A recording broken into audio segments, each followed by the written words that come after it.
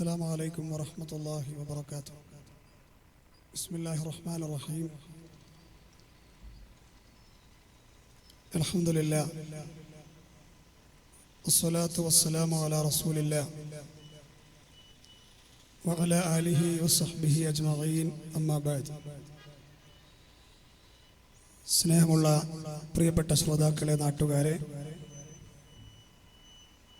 മഗ്‌രിബിന് മുമ്പ്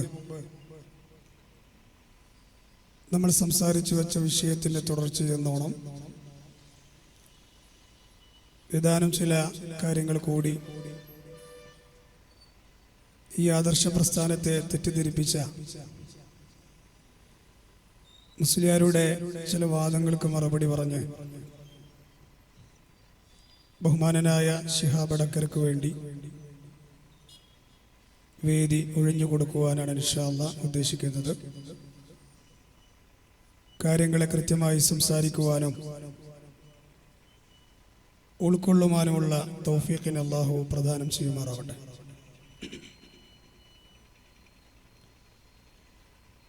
നമ്മൾ അവസാനമായി പറഞ്ഞു വെച്ചത് അല്ലാഹുവിലുള്ള നമ്മുടെ വിശ്വാസം പിഴച്ചതാണ് എന്നും അതിന് കാര്യമായി ഇവിടെ പ്രസംഗിച്ച മുസ്ലിയാർ പറഞ്ഞത്, നമ്മൾ അല്ലാഹുവിനെ ആകാശത്ത് കൊണ്ടുപോയി ഇരുത്തിയെന്നും പിന്നെയുമുള്ള ചില അതിവാദങ്ങളൊക്കെ അദ്ദേഹം ഇവിടെ നടത്തുകയുണ്ടായി. എന്നാൽ അദ്ദേഹം തന്നെ അംഗീകരിക്കുന്ന, ആ വിഭാഗം അംഗീകരിക്കുന്ന ചില പത്രങ്ങളിൽ, മാസികകളിൽ വന്ന അതേപോലെയുള്ള പരാമർശങ്ങൾ നമ്മളിവിടെ കാണിക്കുകയുണ്ടായി, കേൾപ്പിക്കുകയുണ്ടായി. ഈ നാട്ടിലുള്ള ആളുകളെ, മുജാഹിദുകൾ വിശ്വസിക്കുന്ന അല്ലാഹു ഇരിക്കുന്ന അള്ളയാണ്, കയറുന്ന ഇറങ്ങുന്ന അള്ളയാണ്. അല്ലാഹുവിനെ കുറിച്ച് ഒരിക്കലും പറയുവാൻ പാടില്ലാത്ത മറ്റു ചില കാര്യങ്ങളൊക്കെ ഇവിടെ സംസാരിച്ച മുസ്ലിയാരും അദ്ദേഹത്തിന്റെ വിഭാഗവും ഒക്കെ നിരന്തരം കേരളത്തിന്റെ മണ്ണിൽ ഈ പ്രസ്ഥാനത്തെ തെറ്റിദ്ധരിപ്പിക്കാൻ നടത്താറുണ്ട്.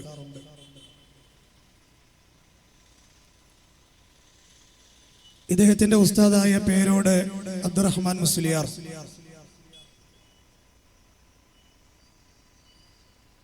ഈയിടെയായി മലപ്പുറത്ത് വെച്ച് നടന്നൊരു പ്രോഗ്രാമിൽ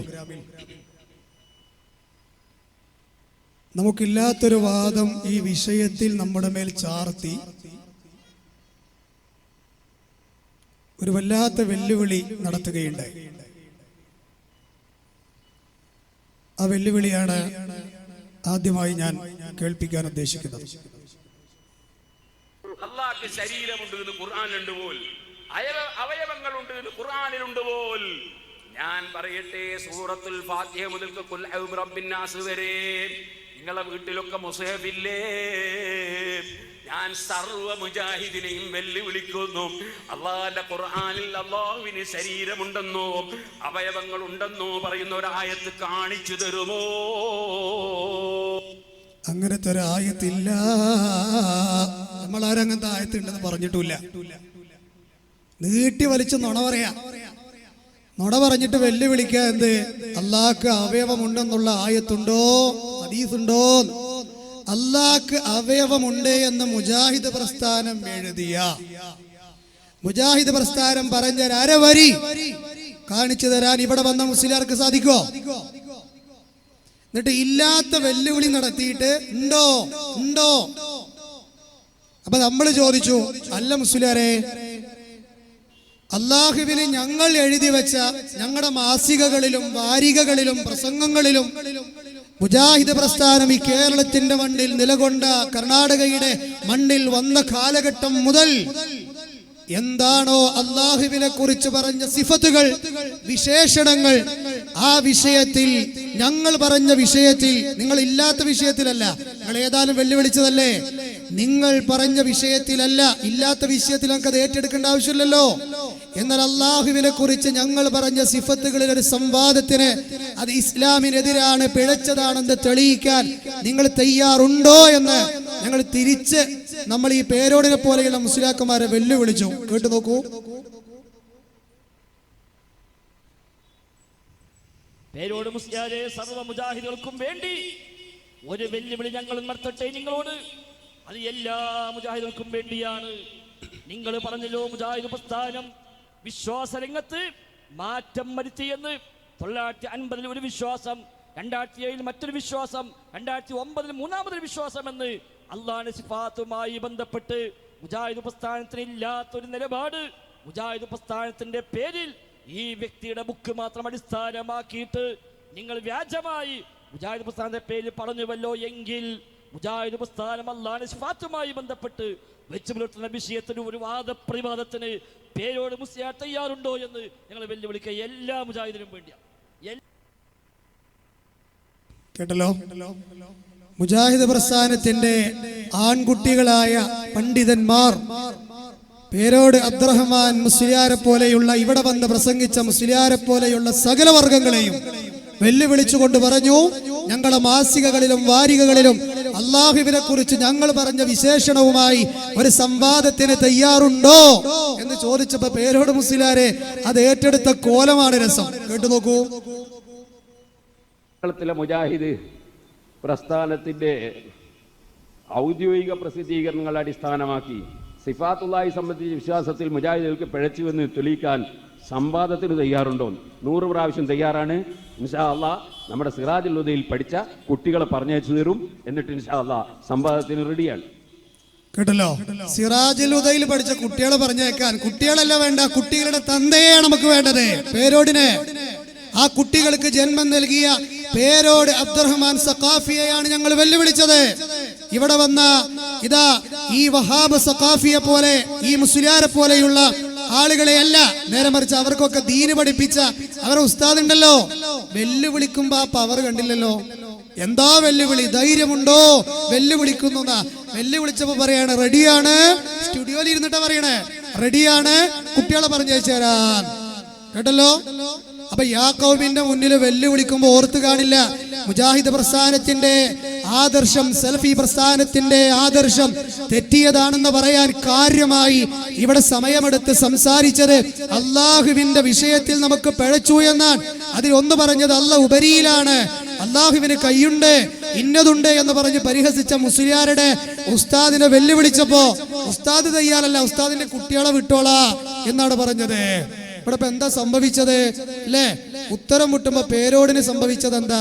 വഹാബ് പറയട്ടെ. ഭയങ്കര ഡയലോഗ്. ഉത്തരം മുട്ടിയ കൊഞ്ഞനം കുത്തുക എന്നുള്ളതാണ് പല കലാപരിപാടി. അതാണ് ഇവിടെ സംഭവിച്ചത്. ഉത്തരം മുട്ടിയപ്പോ കൊഞ്ഞനം കുത്തി. ഈ വെല്ലുവിളി കൃത്യമായിട്ട് നമ്മൾ അങ്ങോട്ട് ഒരു ശരം പോലെ അങ്ങോട്ട് വിട്ടുകൊടുത്തപ്പോ അതിനെ ഏറ്റെടുക്കാൻ കഴിയാതെ അതിന്റെ കുട്ടികളെ പറഞ്ഞേക്കാം എന്ന് പറഞ്ഞ് അതിൽ നിന്ന് തന്ത്രപരമായി ഐഡിയപരമായി ഒരു കൊഞ്ഞനം കുത്തുന്ന രൂപത്തിൽ ഒഴിഞ്ഞു മാറുകയാണ് ഇവിടെ ആര് ചെയ്തത്? ഇവിടെ വന്ന മുസ്ലിയാരുടെ ഉസ്താദായ വേറൊരു മുസ്ലിയാര് ചെയ്തിട്ടുള്ളത് എന്ന് നമ്മൾ മനസ്സിലാക്കുക. മാത്രല്ല ഇത് തന്നെയായിരുന്നു ഇവിടെ ആദ്യം ഈ പൈച്ചാറിന്റെ മണ്ണിൽ പ്രസംഗിച്ച പേരോടി എന്ന് പറയുന്ന ഒരു മുസ്ലിയാരെ, അദ്ദേഹം നാദാപുരത്ത് ഹുസൈൻ സലഫിയുമായിട്ടൊരു ഖണ്ഡനത്തിന് വന്നിരുന്നു. ആ സമയത്ത് അദ്ദേഹവും അവിടെ പയറ്റിയ ഐഡിയ അതായിരുന്നു. ഹുസൈൻ സലഫിയുമായുള്ള ഖണ്ഡനം മൂന്നാമത്തെ റൗണ്ടിലേക്ക് പൂട്ടിലേക്ക് കടന്നപ്പോ പേരോടിന്റെ കാലിനടിയിലും മണ്ണൊഴുകി പോവുകയാണെന്ന് അറിഞ്ഞപ്പോ പേരോടിന്റെ നിലവിട്ടപ്പോ പേരോട് കൊഞ്ഞനം കുത്താൻ തുടങ്ങി. വഹാബിന്റെ ഭാഷയിൽ പറഞ്ഞാൽ ആ കൊഞ്ഞനം കുത്തലൊന്ന് കണ്ടോക്കണെങ്കിലേ അതാ രസം. താടിയെല്ലാം കണ്ടാല് ബ്രഷാക്കാൻ പറ്റും താടി. എന്നിട്ട് സാധനം അതും മനസ്സിലായില്ലേ കുന്തത്തിന്? ഇതെന്തൊരു കുന്താണ്, അതിനൊരു താടിയും, ഒരു കുന്തത്തിനൊരു താടി. ഇവിടെ മുറ്റടിക്കാൻ പറ്റുമായിരുന്നു സാധനം. കണ്ടോ? കേട്ടല്ലോ. ഉത്തരം മുട്ടുമ്പോ കൊഞ്ഞനം കുത്തുക എന്ന് പറഞ്ഞ എങ്ങനെയാണ്? അതായത് ഹുസൈൻ സൽഫിയുടെ താടിയുമായി ബന്ധപ്പെട്ട ചർച്ച ഉണ്ടായിരുന്നോ? ഹുസൈൻ സൽഫിയുടെ ശാരീരിക പ്രകൃതിയുമായി ബന്ധപ്പെട്ട ചർച്ച ഉണ്ടായിരുന്നോ? ആദർശപരമായ മാറ്റുരക്കലല്ലേ നടന്നത്? പിന്നെ എന്തിന് താടിയെ പറഞ്ഞു? പിന്നെ എന്തിന് കുന്തമെന്ന് പറഞ്ഞു? പിന്നെ എന്തിന് കൊഞ്ഞനം കുത്തി? വഹാബ് പറഞ്ഞില്ലേ, ഉത്തരം മുട്ടുമ്പോ കൊഞ്ഞനം കുത്തുക എന്നുള്ളതാണ് ഇവരുടെ പരിപാടി. അതാരെ പരിപാടിയാണെന്ന് ഇനി ഇതുപോലെയുള്ള ഒട്ടനവധി ക്ലിപ്പുകൾ കേട്ടാല് നമുക്ക് മനസ്സിലാക്കാൻ പറ്റുന്ന കാര്യമാണ്. മാത്രല്ല, പിന്നെ നമ്മൾ പറഞ്ഞിരുന്നു, പേരോട് എവിടെ വന്നോ അവിടെ വേരോടും. നമ്മൾ പറഞ്ഞിരുന്നു അല്ലേ, നാദാപുരത്തെ സുന്നത്ത് ജമാഅത്തിന് നല്ല മാറ്റമുണ്ടായി. പേരോട് വന്നിടത്ത് വേരോട് നിങ്ങൾക്ക് മനസ്സിലായില്ലേ? അതെ, നാദാപുരത്ത് ഞങ്ങളെ ഉസ്താദ് പേരോട് വന്നപ്പോ സുന്നത്ത് ജമാഅത്തിന് നല്ല മാറ്റമുണ്ടായി എന്നാണ് നമ്മുടെ ക്ലിപ്പ് കേൾപ്പിച്ചിട്ട് വഹാബ് ഇവിടെ ഈ സുള്ളിയച്ചിന്റെ മണ്ണിൽ പറഞ്ഞത്. കേട്ടു നോക്കൂ നിങ്ങൾ. ഞാനൊന്നും പോയ വയ്യ കാണൂല. ഇതുപോലെ ബഹുമാനപ്പെട്ട പേരോട് ഹുസൈൻ ഇവിടെ വന്ന് പരിഹസിക്കാണ്. നിങ്ങൾ ഈ പേരോട് മുസ്ലിയാർ പ്രത്യേകം തരങ്ങൾ, അദ്ദേഹം എവിടെ വന്ന് അവിടെ വേരോടെന്ന് പറയലേ. അതാണ് സുന്നത്തി ജമാഅത്തിന് വേരോടും. കേട്ടല്ലോ, സുന്നത്ത് ജമാഅത്തിന് വേരോടും. അതെ, ആ സുന്നത്ത് ജമാഅത്ത് നിങ്ങളല്ല ഞങ്ങളാണ്. അതൊക്കെ ചെറിയൊരു മിസ്റ്റേക്ക് പറ്റിയതാ, മനസ്സിലായോ? അത് വേരോടിയിട്ടുമുണ്ട്. നാദാപുരം കണ്ണരത്തിൽ ഹുസൈൻ സലഫി തെളിവ് നിരത്തി ആ മാറ്റത്തിന്റെ, ആ അലയൊലിയുടെ, ആ വിപ്ലവത്തിന്റെ മഹാസാഗരത്തെ കുറിച്ച് മഹാനായ ഹുസൈൻ സലഫി അവിടെ പറഞ്ഞു. കേട്ടു നോക്ക്, തെളിവ് സഹിത പറഞ്ഞത്. അവരുടെ പ്രസംഗത്തെയും പറ്റി നാദാപുരത്തുള്ള ചിന്തിക്കുന്ന ആളുകളുടെ അഭിപ്രായം കേട്ടോളൂ. എന്താ കേട്ടോളൂ അവരെഴുതുന്നത്? പ്രസംഗത്തിന്റെയും ഖണ്ഡനത്തിന്റെയും ശൈലി പോലെ തന്നെ പ്രധാനമാണ് സമർത്ഥനത്തിന്റെ രീതികളും. അഹ്ലുസുന്നത്തിന്റെ മഹാരഥന്മാരായ ഇമാമുകൾ വരച്ചു വച്ചിട്ടുള്ള ശൈലിയിൽ തന്നെ സമർത്ഥിച്ചില്ലെങ്കിൽ നമുക്ക് സുന്നികൾക്ക് നഷ്ടമാണ്. സ്വന്തമായ വിധികൾ കണ്ടെത്തുന്നതും പ്രമാണങ്ങൾ ദുർവ്യാഖ്യാനം ചെയ്യുന്നതും തൽക്കാലം ഭരിച്ചാൽ പോലും ദീർഘകാലാടിസ്ഥാനത്തിൽ ഇതുകൊണ്ട് കോട്ടമാണുണ്ടാവുക. നമ്മുടെ പ്രസംഗത്തിനെതിരെ വീണ്ടും വീണ്ടും വഹാബി ഖണ്ഡനങ്ങൾ നടക്കാൻ അവസരമൊരുക്കുന്നത് ഈ വഴിവിട്ട സമർത്ഥന രീതിയാണ്. അപ്പൊ ഇത് കേൾക്കുമ്പോൾ വിചാരിക്കും, അത് മൗലവി വേറെ ഏതെങ്കിലും സ്ഥലത്തെ കുറിച്ചൊക്കെ പറഞ്ഞതാവില്ലേ, അത് ഞാൻ പറയാം എന്നെ പറ്റിയാണ് ആരാ പറഞ്ഞത് എന്ന് കേൾക്കണോ? എന്നാ പിന്നെ അടുത്തവര് ശ്രദ്ധിച്ചോ, കൃത്യമായി നോട്ട് ചെയ്തോ. നിങ്ങളായി എഴുതുന്നത് ശ്രദ്ധിച്ചോ. എന്താ പറയുന്നത്? ഇനി ശ്രദ്ധിച്ചോ. ആലിമുകളുടെ പറുദീസയായ നാദാപുരത്ത് പോലും, ശ്രദ്ധിച്ചില്ലേ, ആലിമുകളുടെ പറുദീസയായ നാദാപുരത്ത് പോലും തിരിച്ചും മറിച്ചും ഖണ്ഡനത്തിന് വരാൻ വഹാബികൾക്ക് അവസരമുണ്ടാക്കുന്നത് സുന്നിയുടെ പേരിലുള്ള ചിലരുടെ ദിവസങ്ങൾ നീണ്ട പരിപാടികളാണ്. വിഷയത്തിൽ നിന്ന് തെന്നി മാറി വ്യക്തിപരമായ ആക്ഷേപത്തിലേക്കും സംഘടനാപരമായ തീരുമാനങ്ങളിലേക്കും പ്രസംഗം വഴിതെറ്റുമ്പോൾ മറുപക്ഷം അതെല്ലാം മുതലെടുക്കുകയാണ്. നിങ്ങളിങ്ങനെ വഴിവിട്ട് സംസാരിച്ചിട്ടല്ലേ മൗലൈമാരിവിടെ അങ്ങനെ പിന്നെയും വരുന്നത്. സുന്നത്ത് ജമാഅത്തിന്റെ പാത വിട്ട് പക്വതയില്ലാതെ നിങ്ങൾ സംസാരിച്ചിട്ടല്ലേ, പ്രമാണങ്ങളെ നിങ്ങൾ ദുർവ്യാഖ്യാനിച്ചിട്ടല്ലേ എന്നാണ് ഇയാൾ ചോദിക്കുന്നത്. മാത്രമല്ല പിന്നെയും പറയാണ്, അതുകൊണ്ട് ഇങ്ങനെ ഈ പരിപാടി ഇങ്ങനെ തുടർന്നാൽ പല രൂപത്തിലുള്ള പല നഷ്ടവും നമുക്കുണ്ട്. സാമ്പത്തികമായും ആരോഗ്യപരമായുള്ള നഷ്ടം മാത്രമല്ല, ആളുകൾ വിചാരിക്കും ഇവരെടുത്തും തെളിവുണ്ട്. അങ്ങനെ പറഞ്ഞിട്ട് അവസാനം പറയുന്നു, എന്താ പറയുന്നത്? ഇവിടെ അവർക്ക് കിട്ടുന്നത് എന്തും നേട്ടമാണ്, അടിസ്ഥാന വർഗമായ നമുക്ക് നഷ്ടവും. കേട്ടല്ലോ, അതാപ്പ സംഭവിച്ചുകൊണ്ടിരിക്കുന്നത്. മുജാഹിദ് പ്രസ്ഥാനം എവിടെയാണോ ഇതുപോലെയുള്ള വഴിവിട്ട വ്യാഖ്യാനങ്ങളും ദുർവ്യാഖ്യാനങ്ങളും നടത്തി ഇതുപോലെയുള്ള മുസ്ലിയാക്കന്മാർ എവിടെ വന്നോ അതിന് ഞങ്ങളെ പോലെയുള്ള ആളുകൾ വന്ന്, അല്ലെങ്കിൽ ഞങ്ങളെ പണ്ഡിതന്മാർ വന്ന് നിങ്ങളുടെ ഉസ്താദന്മാർക്ക് മറുപടി കൊടുത്തു കഴിഞ്ഞാൽ നഷ്ടം നിങ്ങൾക്കാണ്, ലാഭം ഞങ്ങൾക്കാണ്. കേട്ടല്ലോ, ആരുടെ ആ വരികളാ ഹുസൈൻ സൽഫി വായിച്ചത്? ഹുസൈൻ സൽഫിന്റെ ക്ലിപ്പ് ഇട്ടു, അത് നിങ്ങൾ മൗലവിയല്ലേ എന്ന് പറഞ്ഞു പോണ്ട. അതെ, സംസ്ഥാന സുന്നിയായ നാദാപുരത്തിന്റെ മണ്ണിൽ ഏറ്റവും കൂടുതൽ അവരാണുള്ളത്. നജീബ് മൗലവി എഴുതിയ പുസ്തകമാണത്. വഴിവിട്ട വ്യാഖ്യാനങ്ങളും അതുപോലെ വ്യാജക കസർത്തുകളും കാരണത്താൽ നമുക്ക് നഷ്ടങ്ങളാണ് ഉണ്ടായത്. ഇത് കേട്ടപ്പോ പേരോടിന്റെ കാതുക്ക് ഇങ്ങനെ സുന്നികൾ തന്നെ ഇയാൾക്കെതിരെ തിരിയുന്നുണ്ട് എന്നുള്ള ന്യൂസ് കേട്ടപ്പോ പേരോടിന് വല്ലാത്ത ഹാലിളക്കം. അദ്ദേഹം എന്നിട്ട് ആ പറഞ്ഞ ആൾക്കാർക്കെതിരെ തിരിഞ്ഞു. കേട്ടോളി, പഠിച്ചിട്ട് വേണം ദീന് പറയാൻ. അറിയില്ലെങ്കിൽ മിണ്ടാതിരുന്നോ. പിന്നെ സാധാരണക്കാരെ വിളിച്ചിട്ട് പറയാ പേരോട് പറഞ്ഞ ശരിയല്ല. പറയുന്ന മുജാഹിദാനെ തിരക്കേടില്ല. അതാ എന്റെ സങ്കടം. മുജാഹിദ പറഞ്ഞെങ്കിൽ തിരക്കേടില്ല. വിവരമില്ലാതെ മതം നിൽക്കണം. പിന്നെ ഇവിടെ മുഴുവനും മുജാഹിദിനെ വളർത്തുന്നത് ഇത്തരം അരമൗലികമാരാണ്. കേട്ടല്ലോ വഹാബേ, ഇത് കേൾക്കുന്നുണ്ടെങ്കിൽ നീ ചിന്തിക്കേ. എന്താ പറഞ്ഞത്? നാദാപുരത്തിന്റെ മണ്ണിൽ പേരോട് വന്നപ്പോ വേരോടുമെന്ന് ഇവിടുത്തെ ആദ്യത്തെ ഗണ്ണനത്തിൽ നമ്മൾ പറഞ്ഞപ്പോ നീ അതിന് പറഞ്ഞ മറുപടി എന്താ? അതേ, സുന്നത്ത് ജമാഅത്തിന് വേരോടും. അത് നിന്റെ സമൂഹം അടങ്ങിയ സുന്നത്ത് ജമാഅത്തല്ല, ഈ സലഫി പ്രസ്ഥാനമാകുന്ന സുന്നത്ത് ജമാഅത്താണ്. അതിന്റെ വിഷയത്തിൽ ഹാലളകിയ നിന്റെ ഉസ്താദ പറഞ്ഞത് എന്ത്? ഇവിടെ മുഴുവൻ മുജാഹിദുകളെ വളർത്തുന്നത് ഇത്തരം അരമൗലവിമാരാണ്. ആർക്കെതിരെ പറയണേ? നജീബ് മൗലവിക്കെതിരെ. മനസ്സിലായോ? ഇനി മാത്രല്ല, നോക്ക് നിങ്ങള്, അതാണ് വഹാബ് ഇവിടെ പറഞ്ഞത്.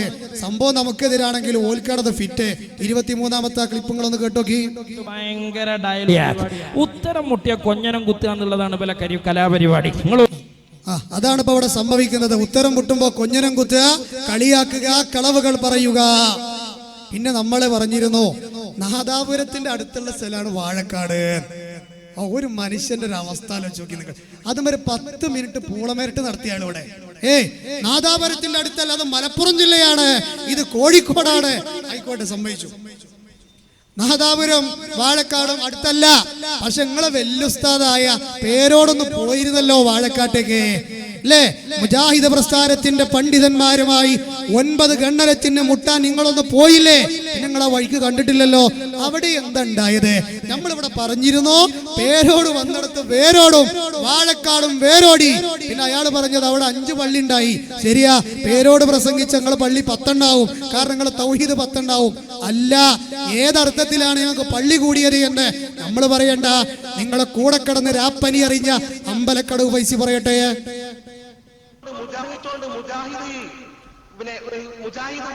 പിളർന്നു അദ്ദേഹം പറഞ്ഞത് സത്യത്തിൽ പിളർന്നിട്ടല്ല വേണ്ടി മാത്രം ഞാൻ വാഴക്കാട് പറയാം. വാഴക്കാടാണ് പറഞ്ഞത്. നമ്മൾ കൃത്യമായി വാഴക്കാടിന്റെ ചിത്രം അറിയുന്ന ആളുകൾ, കണക്കെടുക്കുന്ന ആളുകൾ. ഇയാൾ പ്രസംഗിക്കുന്നത് വരെ വാഴക്കാടുള്ള പ്രശസ്തമായ കണ്ണിയത്തുസ്വാദ നാട്ടിൽ മുജാഹിദിന് പള്ളി പോലും ഉണ്ടായിരുന്നില്ല. മുജാഹിദിന് പള്ളി പോലും ഉണ്ടായിരുന്നില്ല. ഇപ്പൊ മുജാഹിദ് പള്ളി നമ്പർ 4 വാഴക്കാട്. നിങ്ങൾ പോയിട്ട് പറ, ഇയാൾ പ്രസംഗിച്ചത് മുജാഹിദ് തകർന്നിട്ടാൽ മുജാഹിദ് വാഴക്കാട് മാത്രം 4 പള്ളി വന്നു.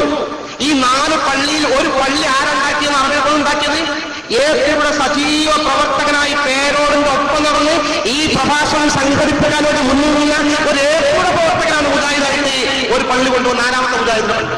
നിങ്ങൾക്കറിയുമോ? നിങ്ങളുടെ കൂടെ പ്രവർത്തിച്ച അനവധി എപി പ്രവർത്തകന്മാർ, ഞങ്ങളുടെ കൂടെ പ്രവർത്തിച്ച നിരവധി സുന്നത്ത് ജമാഅത്തിന്റെ പ്രവർത്തകന്മാർ, അവർ സുന്നത്ത് ജമാഅത്തിന് വിട്ടു, പറ്റ മുജാഹിദായിട്ടില്ല, ജമാഅത്തിന്റെ എല്ലാം ശരിയെന്ന് പറയുന്നത് ലൈനിലേക്ക് മാറി. അവിടെ നടക്കുന്ന സംഭവങ്ങൾ ഞാൻ ചൂണ്ടിക്കാണിച്ചു കൊടുക്കുന്നത് മാറ്റങ്ങൾ. അവിടെ സംഘടന തക്കാത്ത നേരത്തെ ഇല്ല, തുടക്കം കുറിച്ചു. വമ്പിച്ച ജനപങ്കാളിത്തമുള്ള ഖുർആൻ ക്ലാസ് ഭംഗിയായി എത്രയോ കാലം അവിടെ നടന്നു വന്നു. വലിയ പങ്കാളിത്തത്തോട് മുജാഹിദ് പ്രസ്ഥാനത്തിന്റെ ഈ തരത്തിൽ മാറ്റമുണ്ടായെന്ന് മാത്രമല്ല, സാക്ഷാൽ പേരോട് വാഴക്കാട് പ്രസംഗിക്കാൻ ചെല്ലുന്ന സമയത്ത് ആണ് ആദരവോടുകൂടി ഭക്ഷണം കൊടുത്തിരുന്ന അയാളെ വീട്ടിലാണ് താമസിച്ചിരുന്നതും എല്ലാ ഗ്രന്ഥങ്ങളും ശരിപ്പെടുത്തിയതും ഇയാൾക്ക് എല്ലാ സൗകര്യവും ചെയ്തു കൊടുത്ത അവിടുത്തെ വാഴക്കാട്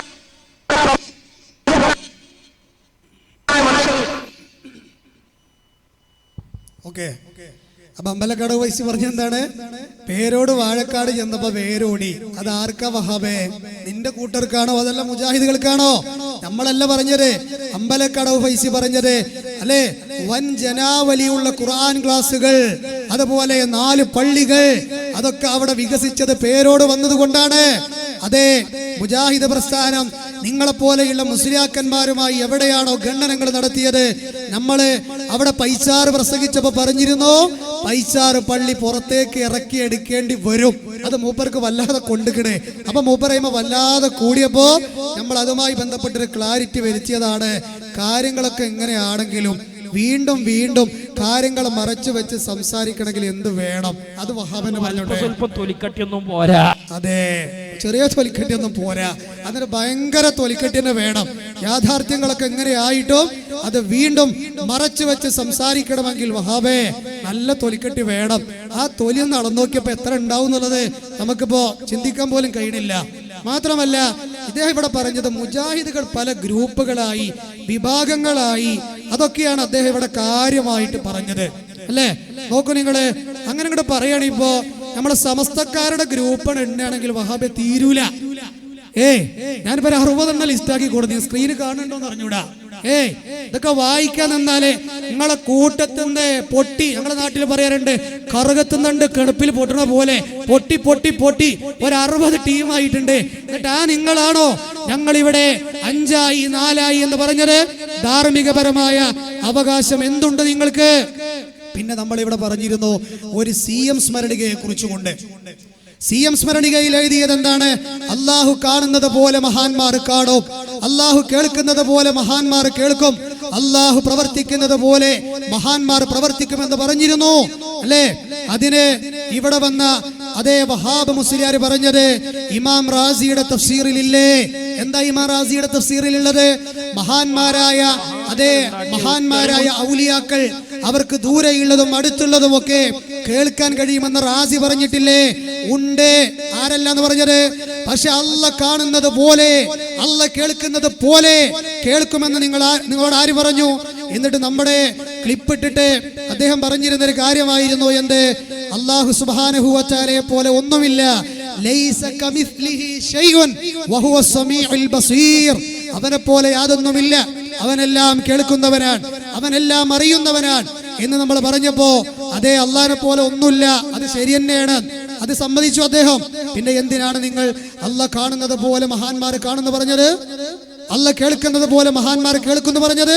എന്നിട്ട് അദ്ദേഹം CM സ്മരണിക എടുത്തിട്ട് അതിന്റെ അടിയിൽ നിന്ന് ഇങ്ങനെ വായിക്കാണ്, അത് അല്ല കൊടുത്ത കഴിവാണ്. അല്ലാഹു സുബ്ഹാനഹു വ തആല അവന്റെ കഴിവ് പോലെ ഒരു കഴിവ് മറ്റുള്ളവർക്ക് കൊടുക്കുമെന്ന് നിങ്ങൾക്ക് എവിടെ നിന്ന് കിട്ടി? ഊഹമല്ലാതെ, വെറും തന്നല്ലാതെ പ്രാമാണികമായി നിങ്ങൾക്ക് എന്ത് പിന്തുണയാണുള്ളത്? അതുകൊണ്ട് ഇങ്ങനെ ആ പ്രമാണം ഉണ്ടെങ്കിൽ അടുത്ത പ്രാവശ്യം ഉദ്ധരിക്കണം. മാത്രമല്ല നമ്മളിവിടെ കാണിച്ചിരുന്നു എന്ത്? പ്രാർത്ഥന എന്നുള്ളത് മുജാഹിദുകൾ കെട്ടിപ്പടച്ചുണ്ടാക്കി സുന്നികളുടെ മേൽ തട്ടിവിട്ട ഒരു കള്ളത്തരമാണ്.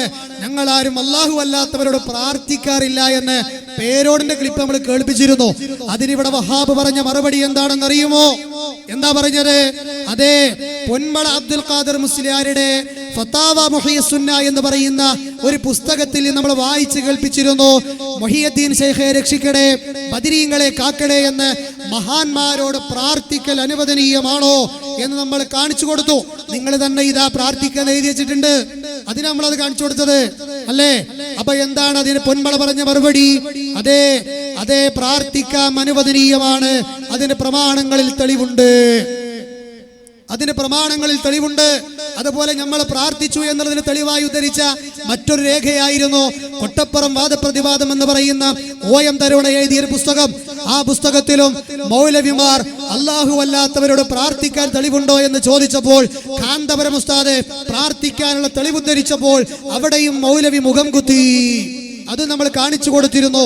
അതുപോലെ തന്നെ ഈ വിഷയങ്ങളൊക്കെ പറഞ്ഞപ്പോ വഹാബ് അതിനെക്കുറിച്ച് പറഞ്ഞ ഒരു മറുപടി ഉണ്ട്, അതുകൂടി നിങ്ങളൊന്ന് കേട്ടോക്കി. വഹാബികൾ വിശ്വാസികളെ കൺഫ്യൂഷൻ ആക്കാൻ വേണ്ടി ഉണ്ടാക്കിയതാണ് എന്ന് പേരോട് ഉസ്താദ് പ്രസംഗിക്കുന്ന ഒരു ക്ലിപ്പ് ഇയാൾ ഇടാണ്. എന്നിട്ട് അപ്പുറത്തെ മൂപ്പർ എന്ത് ചോദിക്കുന്നുണ്ട് കണ്ടോ? പൊന്മള ഉസ്താദിന്റെ ബുക്കിൽ ഒരു പരാമർശമുണ്ട്. അതേതാ? അതൊരു വഹാബിയുടെ ചോദ്യം എടുത്തുദ്ധരിച്ചതാണ്. ഒരു വഹാബി സാധാരണ ചോദിക്കുന്ന ചോദ്യം മൊയ്തീൻ ശൈഖെ കാക്കണേ എന്നിങ്ങനെയുള്ള പ്രാർത്ഥന. ആ പ്രാർത്ഥന ഏതാണ്? സഹായം തേടുക, അപേക്ഷിക്കുക എന്നുള്ള അർത്ഥത്തിനാണ് ആ പ്രാർത്ഥന എന്നുള്ള പദവി. അത് ഇവന്റെ വ്യാഖ്യാനാണ്. അതായത് പൊന്മള അബ്ദുൽ ഖാദർ മുസ്ലിയാരുടെ പുസ്തകത്തില് മുഹിയുദ്ദീൻ ശൈഖെ രക്ഷിക്കണേ, ബദരീങ്ങളെ കാക്കണേ എന്നുള്ളത് മുജാഹിദിന്റെ ചോദ്യം എടുത്തുദ്ധരിച്ചതാണ്. ഗൗരവല്ല വിഷയം. അങ്ങനെയാണെങ്കിൽ ആ മുജാഹിദിന് മറുപടി കൊടുക്കുമ്പോൾ ഞങ്ങൾ ആദ്യം എന്താ കൊടുക്കേണ്ടിയിരുന്നത്?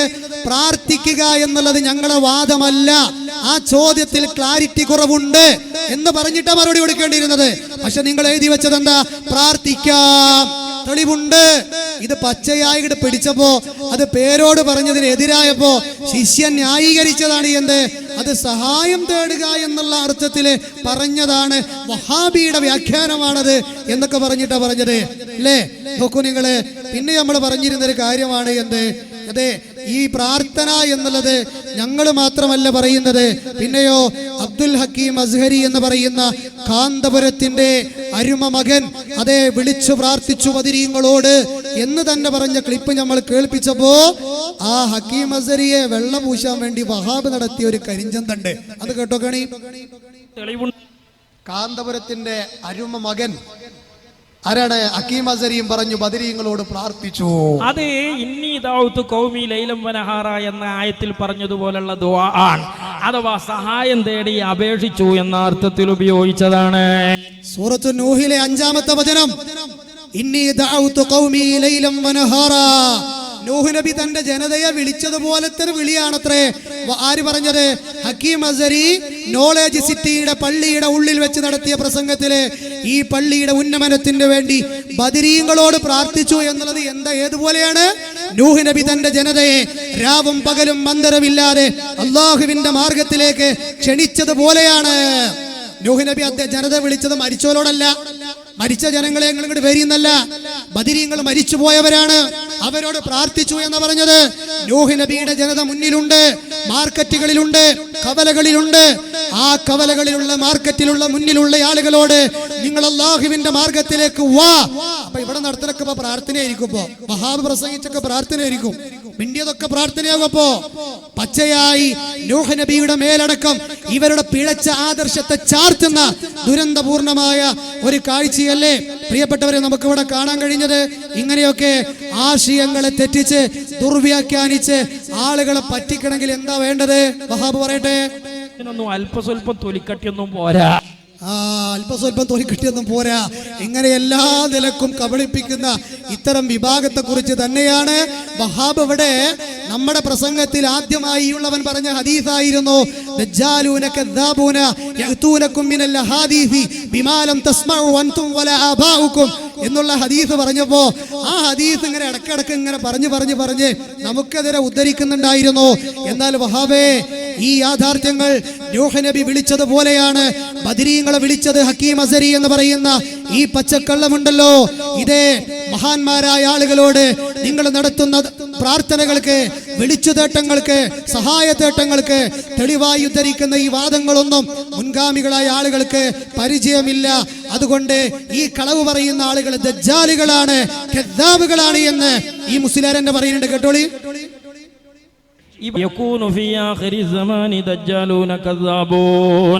ഈ ഉമ്മത്തിലെ കബളിപ്പിക്കലുകാരായ ഒരു വിഭാഗം വരും. നിലവിലുള്ളോലല്ല, നിലവിലുള്ള ഒന്നിലേക്ക് മറ്റൊരു കരിഞ്ചന്ത വരുന്നതിനെ കുറിച്ച് അള്ളാന്റെ റസൂല് പറയുന്നത്. അവരാരാണ്? നല്ല നുണ പറയുന്ന കക്ഷികളാണ്.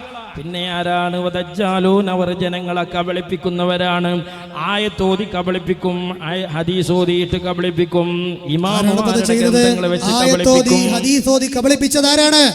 നൂഹ് നബി അലൈഹിസ്സലാം അതേ റബ്ബി ഇന്നി ദഅഉതു ഖൗമി ലൈലൻ വനഹാറ എന്ന് വിളിച്ചതുപോലത്തെ വിളിയാണത്രേ നോളേജ് സിറ്റിയിൽ അതിന്റെ ഉന്നമനത്തിന് വേണ്ടി ബദരീങ്ങളോട് പ്രാർത്ഥിച്ചോ എന്ന് പറഞ്ഞത്. നൂഹ് നബി തന്റെ ജനതയെ വിളിച്ചതുപോലെയാണ്. വഹാബ് എന്താ പറഞ്ഞത്? ആയത്തോതി കബളിപ്പിക്കും. ആരപ്പത് ചെയ്തത്? ആരാ ദജ്ജാലിന്റെ പരിപാടി ചെയ്യുന്നത്? ഈ സുള്ളിയച്ചിന്റെ മണ്ണിൽ പരലോകത്തെ ഭയപ്പെടുന്ന, ഖബറിലെ ഭയപ്പെടുന്ന, നാളെയുടെ ലോകത്തെ ഭയപ്പെടുന്ന ചിന്തിക്കുന്ന ഹൃദയങ്ങളോട് ഞങ്ങൾ ചോദിക്കുകയാണ്.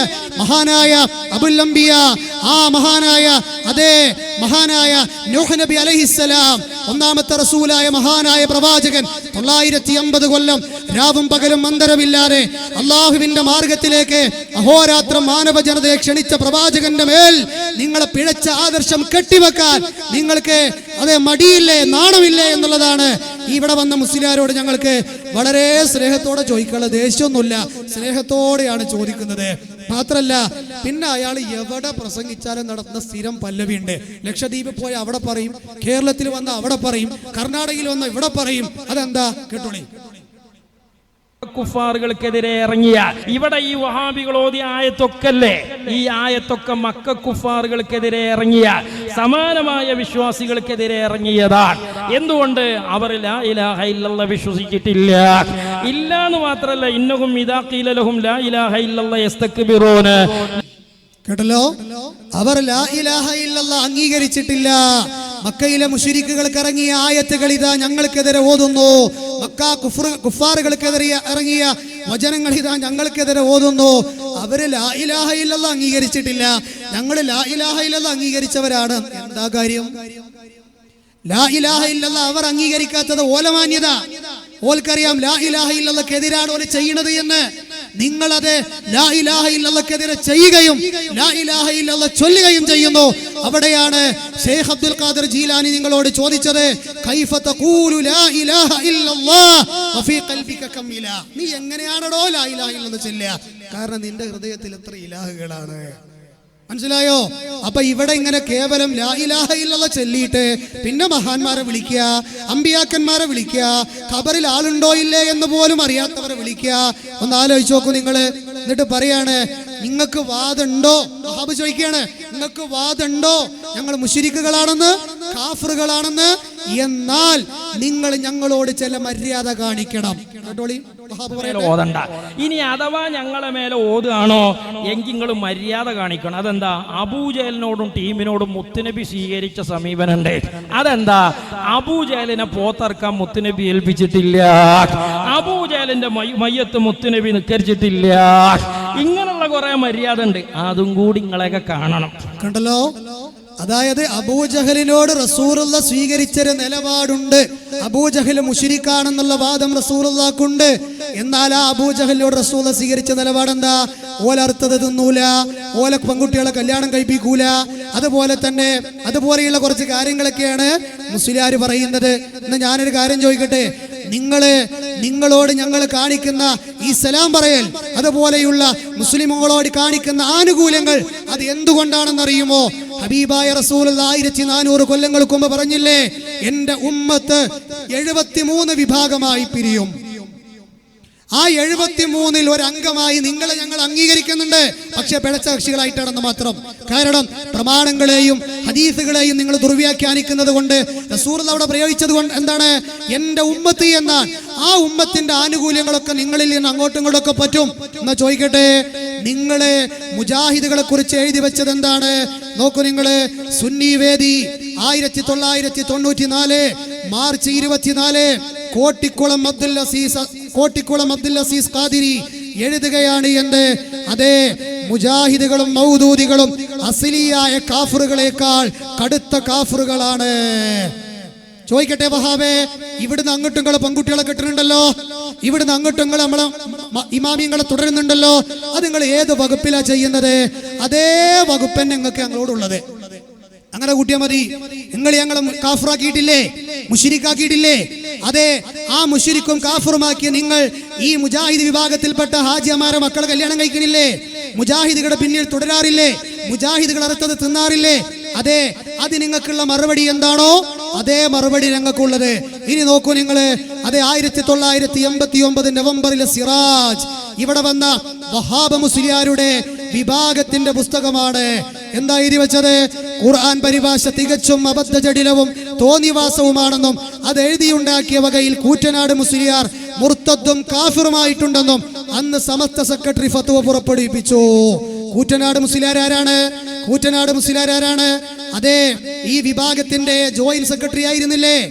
ഈ കെ വിഭാഗത്തിന്റെ നേതാവായിരുന്നില്ലേ? ആദർശപരമായിട്ട് നിങ്ങളൊക്കെ ഒന്ന് തന്നെയല്ലേ? അതെ, നിങ്ങൾ അദ്ദേഹത്തെ മുശ്രിക്കാക്കിയിട്ട് നിങ്ങൾ സെക്രട്ടറി ആക്കി തുടർത്തിയില്ലേ? അദ്ദേഹത്തിന്റെ പിറകിൽ നിസ്കരിച്ചില്ലേ? അദ്ദേഹത്തെ കണ്ടപ്പോ സലാം പറഞ്ഞില്ലേ? എന്തേ നിങ്ങൾ ഇവിടെ വന്ന് പൊട്ടിച്ചു വിട്ട നിങ്ങള് അബൂജഹലിനോട് സ്വീകരിച്ച നിലപാട് എന്തുകൊണ്ടാണ് ഇവിടുത്തെ സമസ്തക്കാരോട് സ്വീകരിക്കാത്തത് എന്ന് ചോദിച്ച വഹാബേ, എന്തുകൊണ്ടാണ് ഈ കൂറ്റനാട് മുസ്ലിയാരോട് നിങ്ങൾ ഈ നിലപാട് കാണിക്കാത്തത്? നിങ്ങൾ അദ്ദേഹം കാഫിർ മുശ്രിക്കുവാണെന്ന് പറഞ്ഞിട്ടില്ലേ? ഈ പരിഭാഷ എഴുതി ഉണ്ടാക്കിയതിന്റെ വകയില് ഇത്തരം യാഥാർത്ഥ്യങ്ങളൊക്കെ മുന്നിൽ ഉണ്ടാകുമ്പോൾ തീർത്തും ഉളുപ്പില്ലാതെ ഒരു മടിയുമില്ലാതെ ഇത് പറയണമെങ്കിൽ എന്താ വേണ്ടത്? വഹാബിനോട് പറഞ്ഞോട്ടെ. ഇതിനൊന്നും അല്പസ്വല്പം തൊലിക്കട്ടിയൊന്നും പോരാ. അല്പസ്വല്പം തൊലിക്കെട്ടിയൊന്നും അതിന് പോരാ. അതൊരു വല്ലാത്ത തൊലിക്കെട്ടി തന്നെയാണ് വഹാബേ, അല്ലേ?